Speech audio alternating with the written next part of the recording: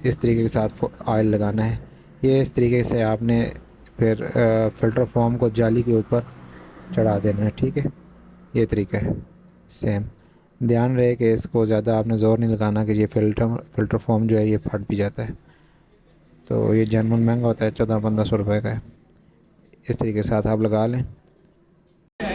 उसके बाद दोस्तों आपने दूसरा जो फ़िल्टर फोम है पतले वाला, इसके ऊपर भी इसी तरह लुब्रिकेशन कर लेनी है, ऑयल लगा लेना है। ऑयल लगाने के बाद आपने इसको भी इस तरह इस फोम के ऊपर आराम से चढ़ा देना है, ठीक है। ये ऑयल लगाने का ये फ़ायदा होता है कि जितनी भी एक्स्ट्रा डस्ट माइनर से भी आ जाती है टापे के अंदर, तो ये ऑयल लगाने का फ़ायदा ये है कि ये उसको कैच कर लेगा, डस्ट आगे हेड में नहीं जाएगी।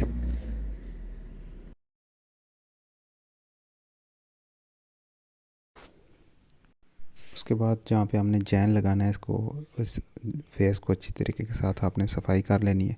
सफाई करने के बाद एक अदद हमारे पास जैन ऑफ किट है, उसके अंदर से ये जैन आपने निकाल लेना है इस तरीके के साथ। जैन सबसे पहले आपने इस तरह फिट करना है। 2 अदद डावल्स आएंगी केम गरारी वाली साइड पे। उसके बाद आपने पिस्टन की फिटिंग करनी है कनेक्टर रॉड के साथ। एक लाक हमने पहले लगा लिया था, लाक लगाने के बाद आपने पिस्टन फिट कर दिए और उसके बाद आपने पिस्टन की पिन लगा दी है। पिस्टन की पिन लगाने के बाद आपने दूसरा लाक नोज़ प्लास की मदद से इस तरह पकड़ना है और कोशिश करें पिस्टन के नीचे आपने यहाँ पे कपड़ा रख लेना है कि लाक गलती से छूट के इंजन के अंदर ना चला जाए, फिर बाद में मसला हो जाएगा। इस तरीके के साथ आपने दूसरा लाक लगा दिया, पिन फिट हो गई। उसके बाद दूसरा लाक लगाने के बाद आपने इसको अच्छी तरह अपनी जगह पे फिट करके कपड़ा आप निकाल लीजिएगा। ये काम भी कंप्लीट हो चुका है। अभी मैं आपको चेक करवाता हूँ कि लाक अपनी जगह बैठ चुका है। ये आप देखें, ये आपको नज़र है लाक के अंदर जरी बनी होती है लाक की जगह की, तो लाक अपनी जगह पे उस जरी में बैठ चुका है। उसके बाद सिलेंडर हमने फ़िट करना है। इस तरीके के साथ आपने सिलेंडर को फिट करना है। ये एक ए नुमा औज़ार होता है जो पिस्टन के नीचे हमने रखा है पिस्टन का लेवल बराबर करने के लिए। उसके बाद वो हम आस्ता आस्ता हैमर के साथ या हाथ के साथ प्रेस करेंगे तो पिस्टन अपनी जगह पे सिलेंडर पे बैठ जाएगा, ठीक है। ये हमने निकाल दिए। उसके बाद सिलेंडर को हम नीचे प्रेस करेंगे और मैग्नेट को घुमाएंगे तो पिस्टन, ये देख लें पिस्टन अपनी जगह पे बैठ चुका है और वर्किंग कर रहा है। Up and down BDC to TDC इसकी मूवमेंट हो रही है। उसके बाद 2 अदद काबले लगाएंगे 10 mm के, ठीक है। इनको फुल टाइट अभी नहीं करना, हल्का सा इसको टाइट करके हम छोड़ देंगे। उसके बाद आपने 2 अदद डावल्स लगा लेनी है। एक मोटरसाइकिल की किक वाली साइड आपने डावल लगानी है और दूसरी मोटरसाइकिल की गियर लीवर वाली साइड, फ्रंट वाली साइड, अगले टायर वाली साइड आपने डावल लगानी है। डावल लगा लेंगे। उसके बाद ये जो गैस किट है आप इसको इस तरीके के साथ रखेंगे जहाँ पे आपकी गैस किट की डावल्स हैं उस वहाँ पे ये दोनों होल बड़े होंगे, ठीक है। ये उल्टी आप रख ही नहीं सकते, ये ख़ुद आपको बताएगी कि डावल कहाँ पे इसकी एडजस्ट होनी है। उसके बाद ऐड को एक दफ़ा हमने एयर के साथ सफाई कर ली है और ऐड की क्योंकि हमने पहले फिटिंग कर चुके थे हम इसके वाल की, तो ऐड हम इस तरीके के साथ सिलेंडर के ऊपर फिट करने के बाद एक 12 mm का एक्सल होता है जो हेड को और सिलेंडर को कनेक्ट करता है, वो लगा देंगे। इसको भी अभी फुल टाइट नहीं करना। उसके बाद 4 अदद हेड के काबले हैं जो इंजन के जो नीचे से स्टड आए हुए हैं उसके ऊपर लगेंगे, ठीक है। चारों के नीचे एक एक अदद वाशर होगी। वाशर का लाजमी आपने एहतियात करना है, ध्यान रखना है। उसके बाद इन चारों काबलों को आपने क्रॉस में बराबर टाइट करना है। बराबर टाइट करने के बाद आपने फिर इनको अच्छे तरीके के साथ फुल टाइट कर देना है। अब बारी आती है 2 पुश रॉड की। पुश रॉड को कपड़े की मदद से साफ़ कर लेंगे, अगर डस्ट वगैरह है तो इसको डस्ट उतार लेंगे। इनकी फेस आपने लाजमी चेक करने हैं, फेस घिसे हुए हैं तो आपने पुश रॉड तब्दील करनी है। इस तरीके के साथ आप जब पुश रॉड इसके अंदर 2 होल बने होते हैं इंस्टॉल कर लें, ठीक है। इंस्टॉल करने के बाद एक उंगली आप दोनों पुश रॉड के ऊपर रख लेंगे और पिस्टन को आप इस तरीके के साथ घुमाएंगे तो दोनों push rod up and down हो रहे होंगे, ठीक है। ऊपर से आपने दबा कर रखना है तो इसका मतलब है पुश रॉड अपनी जगह पे बैठ चुके हैं। पुश रॉड बिठाने के बाद आपने टेपर प्लेट को अच्छी तरीके के साथ चेक कर लेना है। टेपर प्लेट की दोनों तरफ 2 अदद डावल्स लगी होती हैं, ये भी बहुत ज़रूरी होती है, आपने इनको भी चेक कर लेना है। टेपर प्लेट के ऊपर आपने लुब्रिकेशन कर लेनी है। ऑयल लगाने के बाद जो पुश रॉड के हेड हैं, ठीक है, आपने इस तरीके के साथ टेपर प्लेट फिट करनी है कि पुश रॉड नीचे भी ना गिरने पाए। उसके बाद आपने 2 अदद दोनों साइड पे काबले लगा के उनको अच्छे तरीके के साथ टाइट कर देना है। उसके बाद एक सेंटर में काबला आएगा, वो भी टेपर प्लेट का आपने लगा लेना है। ये सेंटर में काबला लगा रहा हूँ मैं, ये आप देख सकते हैं। टेपर प्लेट के तीनों काबले लगाने के बाद आपने स्टेप वाइज बराबर तीनों को अच्छी तरह टाइट कर लेना है, रैचेट की मदद से या 12 नंबर पाने की मदद से, या 12 नंबर चाबी आपके पास होनी चाहिए। इनको अच्छे तरीके के साथ आपने टाइट कर लेना है। अभी टेपर प्लेट की फिटिंग कंप्लीट हो चुकी है। उसके बाद बारी आती है, आप इस तरीके के साथ मैग्नेट को घुमाएंगे तो मैग्नेट के ऊपर एक टी का निशान लगा हुआ होगा, और मैग्नेट प्लेट के सामने एक कट का निशान होगा। एक बार मैग्नेट को घुमा के लाएंगे तो टेपर प्लेट डांसिंग पोजीशन पे होगी। दूसरी दफ़ा जब आप घुमा के लाएंगे तो ये देखें, ये निशान है टी का, और ये मैग्नेट प्लेट के सामने कट लगा हुआ है। ये अभी मैं इसको घुमा रहा हूँ तो इसका मतलब है पिस्टन हमारा टॉप पे आ चुका है, और यहाँ पे दोनों जो टेपर प्लेट के स्क्रू लगे हुए हैं टेपर के, ये डांसिंग पोजीशन पे नहीं है, स्मूथ है। तो इसका मतलब है पिस्टन हमारा टॉप पे हो चुका है। अब हमने 0.10 mm की गेज के हिसाब से टेपर एडजस्ट करने हैं। 10 नंबर चाबी की मदद से आपने इस तरह टेपर स्क्रू लूज़ कर लेने हैं। उसके बाद एक छोटी चाबी होती है, उसके ज़रिए आपने इनको लूज़ कर लेना है। ये देखें, ये जो फिलर गेज है ये मेरे पास अभी 0.10 mm की गेज है। उसके बाद आपने इस तरीके के साथ टेपर को लूज़ कर लेना है। लूज़ करने के बाद ये जो गेज है ना ही बहुत ज़्यादा इसके अंदर जाम हो रही हो और ना ही बहुत ज़्यादा लूज़ हो रही हो, बिल्कुल आपने इसको इस तरीके के साथ एडजस्ट करना है। ये जैसे आपको वीडियो में तरीका नज़र आ रहा है, इस तरीके के साथ आपने, ये देखें, ये अभी एग्जॉस्ट फाल का जो टेपर है एडजस्ट हो चुका है, और इनलेट का भी हम करने लगे। इसको भी आप लूज़ कर लें इस तरीके के साथ, चाबी की मदद से आपने इसको लूज़ कर लेना है। लूज़ करने के बाद ये देखें, लूज़ करने के बाद आपने फिलर गेज इसके अंदर इस तरह डाल देनी है, और उसके बाद आपने इसको थोड़ा टाइट करके, आपको महसूस हो जाएगा, ठीक है। आपने उसके बाद इस तरह टाइट कर लेना है और फिलर गेज को आपने अपनी तरफ खींचना है, तो आपको महसूस हो जाएगा कि ये टेपर भी अपनी जगह पे एडजस्ट हो चुका है। दोनों वाल के जो टेपर है, इनलेट और आउटलेट एग्जॉस्ट, दोनों को आपने बराबर मकदार में टाइट करना है, और दोनों के अंदर से जो फिलर गेज है वो सेम एक तरीके के साथ आपने इस तरीके के साथ ज़ोर लगा के बाहर निकालना है। दोनों का जो गैप है वो बराबर होना चाहिए। इसके बाद हमारे तकरीबन टेपर एडजस्ट हो चुके हैं। उसके बाद ये जो एक 12 mm का एक्सल लगाया था हमने, इसको अच्छे तरीके के साथ आपने टाइट कर लेना है। उसके बाद 10 नंबर के जो 2 काबले लगे हुए हैं सिलेंडर और इंजन के दरमियान, इनको आपने पहले लूज़ छोड़ दिया था, अभी इनको भी आप टाइट कर लें बराबर मकदार में। बहुत ज़्यादा ज़ोर नहीं लगाना कि काबला टूट ना जाए या इसकी चूड़ी स्लिप ना हो जाए। अभी साथ ही साथ इसकी जो इंजन के 3 स्टड लगे हुए हैं, इंजन को और फ्रेम को ऊपर वाली साइड से मजबूत करने के लिए इसको आप इस तरीके के साथ आपने फिट कर लेना है। तीनों एक्सल को इस तरफ से डाल के दूसरी तरफ से 12 mm के नट लगा के इनको अच्छे तरीके के साथ आपने टाइट कर लेना है। तीनों एक्सल टाइट अच्छे तरीके से कर लें आप। उसके बाद आपने एक अदद डावल और एक अदद ये रिंग होता है, ये किक वाली साइड पे आपने यहाँ पे रख के इसको प्रेस कर देना है। उसके बाद दोस्तों बारी आती है ASV किट की। स्टेप बाय स्टेप हम काम कर रहे हैं, आपको सही समझ आ सके इसलिए। ASV किट आपने इस तरीके के साथ खोल लेनी है, इसका पाइप है जो पाइप निकाल लेना है। अभी पूरी ASV किट हम डिसअसेंबल करेंगे, इसकी अच्छे तरीके के साथ सफाई करेंगे, सारा कार्बन इससे निकालेंगे। पहले पेट्रोल की मदद से हम इसको वॉश करेंगे, उसके बाद इंजेक्टर स्प्रे है हमारे पास, उसके ज़रिए हम इसको अच्छी तरीके के साथ साफ़ करेंगे और जितना भी कार्बन है इससे वो निकालेंगे। इस साइड से भी इसके 2 स्क्रू लगे हुए होते हैं, पेचकस की मदद से हमने ये खोल लेने। दोस्तों यहाँ पे बहुत ज़्यादा कार्बन होता है, ये देख सकते हैं आप, ये जो ब्लैक है ये सारा कार्बन है, ठीक है। होंडा कंपनी रिकमेंड करती है कि 20,000 किलोमीटर के बाद ASV किट को आप खोल के इसकी सफाई करें, कार्बन निकालें। ठीक है, ये उसके बाद हमने ये एक और स्क्रू लगा हुआ है किट के अंदर, ये निकाल लेंगे। इसके ऊपर एक बैंड हुई हुई पतरी होती है, वो निकालेंगे।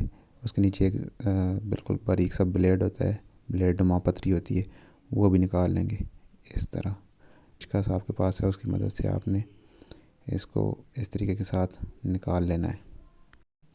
ये साइड ASV किट की नीचे वाली साइड पे होती है। ठीक है, इसको आप सारा इस तरह खोल लेंगे। उसके बाद आप ASV किट को इस तरह पकड़ लें और 2 स्क्रू इस तरफ लगे हुए होते हैं, ठीक है, पाइप की, ये भी आप खोल लेंगे।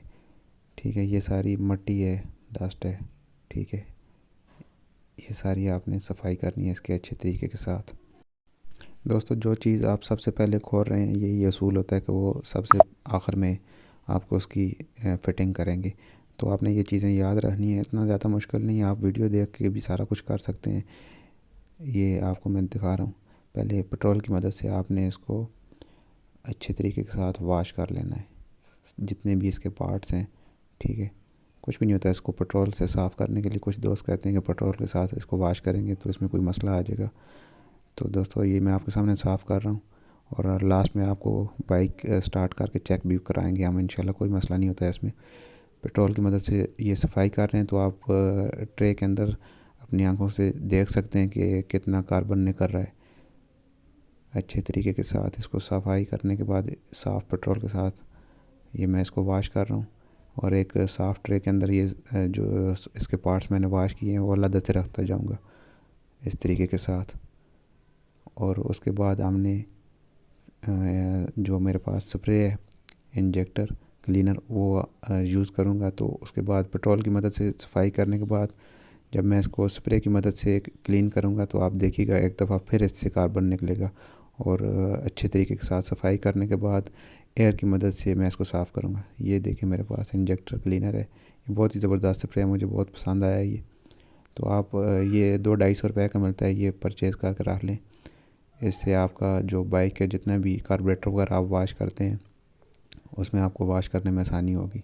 तो इस रबड़ को थोड़ा सा आप इस तरीके के साथ बैंड कर लें और इस तरीके के साथ ना, तो उसके बाद आपने इसकी अच्छे तरीके के साथ वॉशिंग करनी है। ये देखें, उसके बाद पेट्रोल से वॉश ऑलरेडी हमने कर लिया। उसके बाद जब फ्यूल इंजेक्टर से मैं इसको क्लीन कर रहा हूँ तो उसके बाद फिर इससे कार्बन निकल रहा है। ये जो ब्लैक ट्रे के अंदर आपको नज़र आ रहा है ना, ये एक दफ़ा फिर इससे कार्बन निकला है। तो ये मुझे बहुत ही पसंद है स्प्रे।